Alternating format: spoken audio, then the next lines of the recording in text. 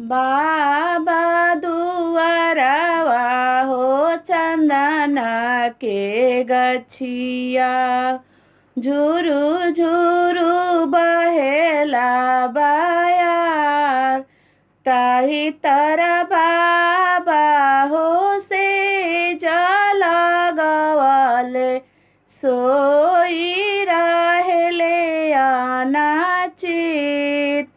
जेकरा ही घरे बाबा धियावा कुआरी हो, से कैसे सोवे अनाचित।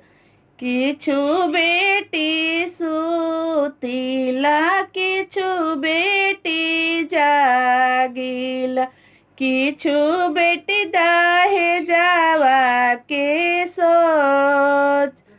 चाचा